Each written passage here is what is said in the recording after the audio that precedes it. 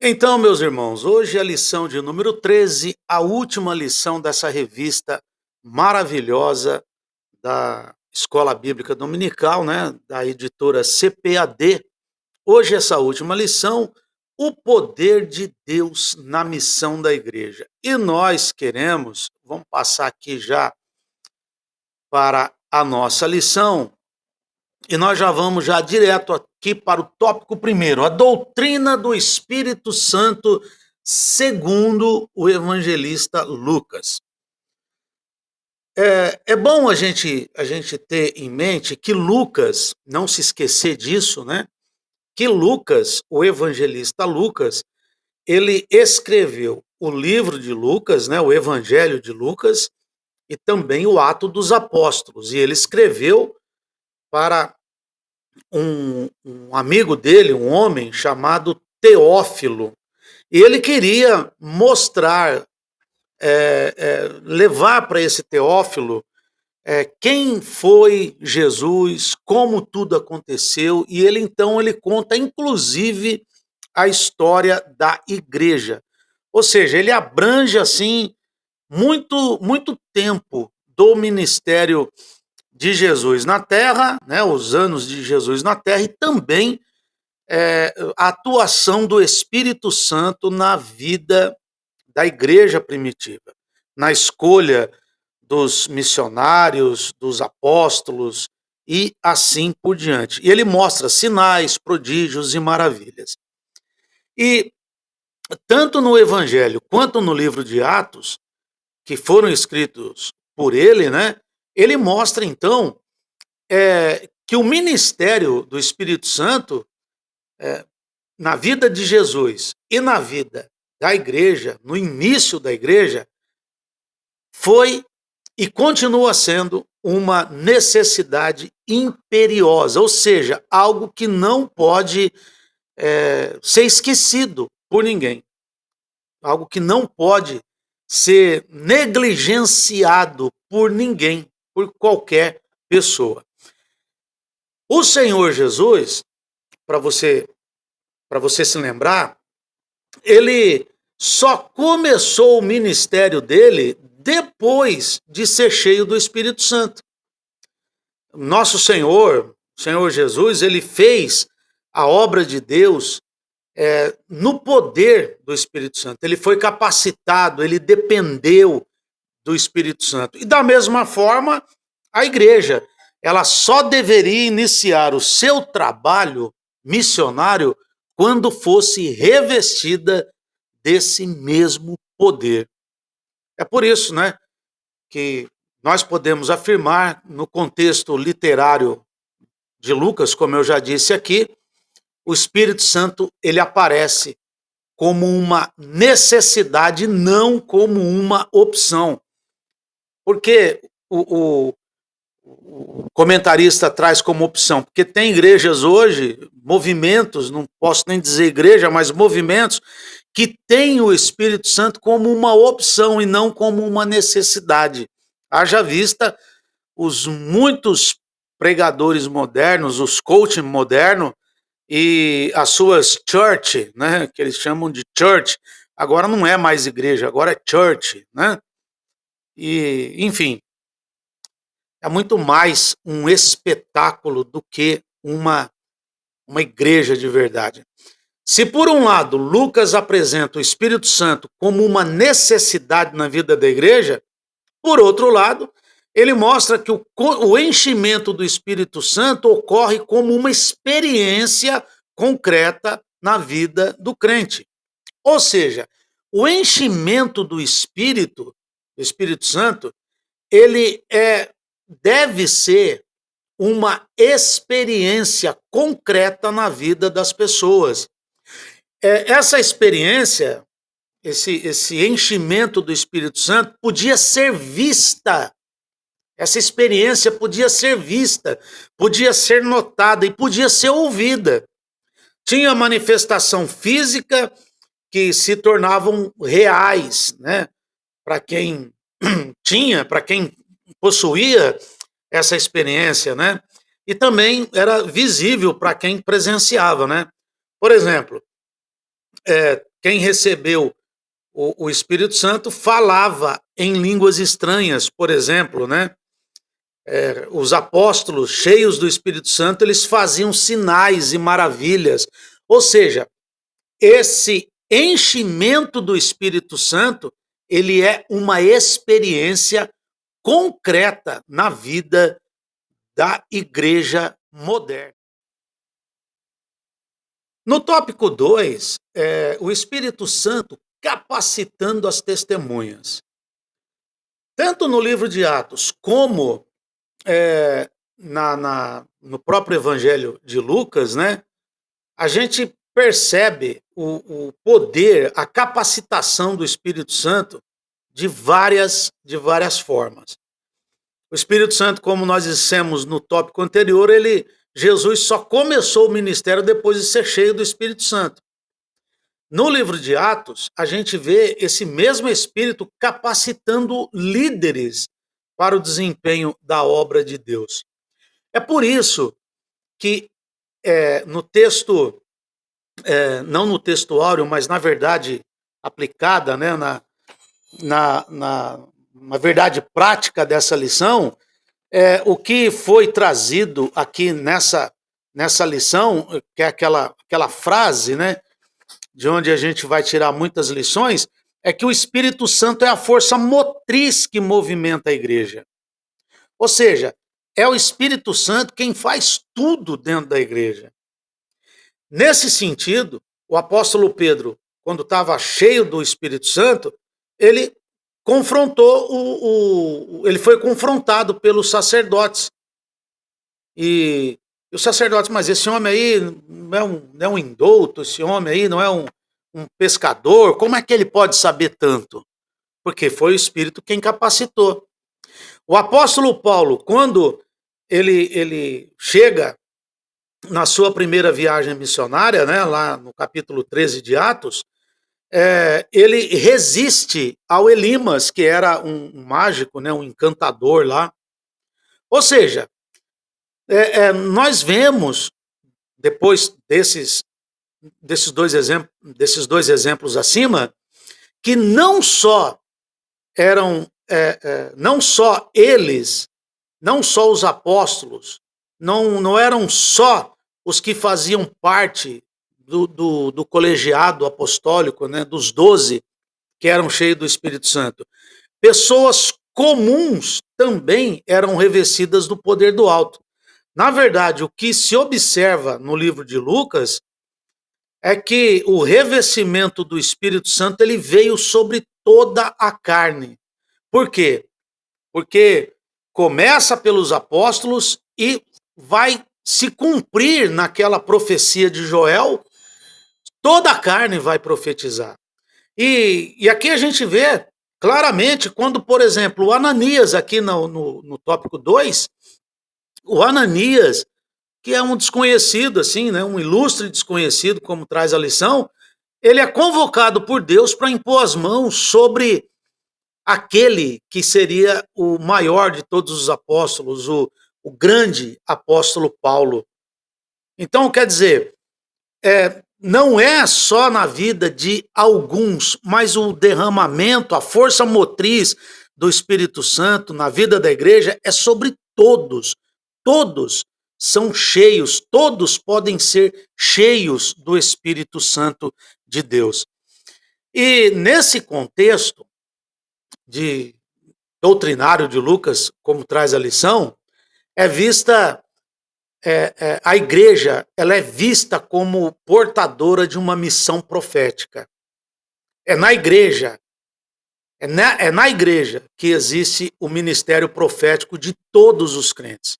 Nesse sentido, conforme o contexto de Atos, né, o testemunho não é apenas individual, como a gente está falando aqui especificamente de algumas pessoas, mas é de toda a igreja que está descrita no livro de Atos. Essa comunidade de crentes capacitada pelo Espírito Santo, essa igreja ela vai ganhando confiança e admiração das pessoas que estão ao redor da igreja. Aqueles que não eram crentes, eles passam a ver como aquela igreja vivia, o que aquela igreja vivia e o que aquela igreja fazia. O crescimento daquela igreja estava sempre associado ao testemunho dos grupos de crentes que foram capacitados pelo Espírito Santo de Deus. Então, o Espírito Santo, ele é, sem dúvida, essa grande força motriz. Se não tiver o Espírito Santo, eu já disse aqui em outra lição, pode ser tudo. Pode ser um clube, pode ser uma associação, pode ser alguma coisa assim, uma instituição, alguma coisa, menos uma igreja. A igreja, ela tem como força motriz principal o Espírito Santo de Deus. E aqui nós chegamos então no tópico 3 dessa lição, o Espírito Santo como fonte geradora de missões.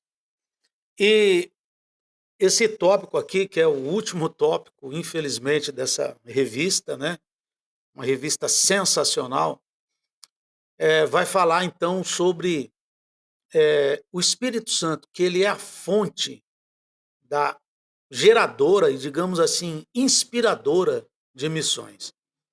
No capítulo 13, lá no livro de Atos, né, narra o fato do envio dos primeiros missionários da igreja de Antioquia. Mas o que chama a atenção nessa narrativa é a participação do Espírito Santo, né? Quando a Bíblia diz que eles estavam orando, eles estavam jejuando, disse o Espírito Santo: separai-me a Paulo e a Barnabé para a obra que eu os tenho chamado. É bem possível que essa observação, né, do Lucas fosse para explicar como se deu a participação do Espírito Santo no comissionamento dos missionários. Lucas, ele mostra que é pelo intermédio dos dons do Espírito que esses dois obreiros, Paulo e Barnabé, foram separados, escolhidos por Deus para fazerem a missão. O foco é que o Espírito Santo é a fonte geradora de missões. É ele quem inspira, é ele quem escolhe, é ele quem vocaciona. E em um mundo multicultural, a questão da estratégia missionária ela deve ser levada em conta. Não somente enviar, mas quem vai ser enviado, quando vai ser enviado e como vai ser enviado. E tem um exemplo aqui que é trazido aqui na revista, que é lembrado pelo comentarista, quando Paulo e Barnabé, eles estão fazendo missão e eles querem ir para a Ásia e para a Bitínia, mas o Espírito Santo impediu que eles fossem. Olha, vocês não vão para lá nesse momento. O momento agora é outro, digamos assim. Foi o Espírito Santo quem decidiu quem deveria, quem poderia, quem devia ouvir o Evangelho naquele momento, naquela circunstância.